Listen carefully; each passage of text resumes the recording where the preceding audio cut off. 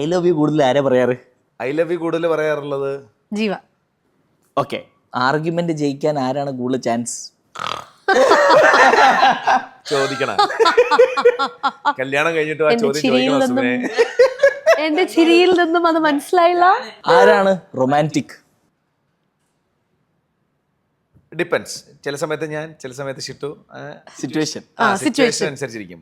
Anniversary, dates, birthdays ഒക്കെ ഓർമ്മ ആർക്കാണ് കൂടുതൽ? അത് രണ്ടുപേർക്കും. കാര്യം മറന്നാ തീർന്നല്ല.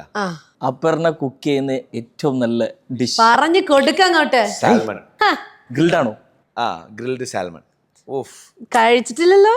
മാരകം. വീട്ടിൽ വാ, ഉണ്ടാക്കി തരാം. ഓക്കെ, എന്നിട്ട് ചാടിക്കറി വരാൻ നിൽക്കണ്ട. അല്ല കേട്ടോ, വരണം. ജീവയുടെ ഇഷ്ടപ്പെട്ട ഏറ്റവും നല്ല പേഴ്സണാലിറ്റി, പേഷ്യൻസ്.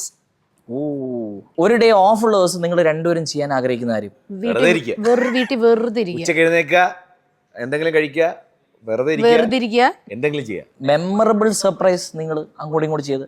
ജീവയുടെ സരിഗമപ്പയിൽ ഞാൻ അൺഎക്സ്പെക്ടഡ് ആയിട്ട് ഗസ്റ്റ് ആയിട്ട് പോയായിരുന്നു.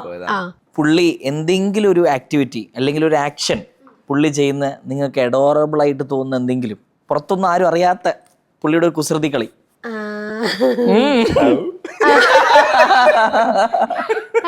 ജീവയുടെ നന്നായിട്ട് ഇമിറ്റേറ്റ് ചെയ്യും.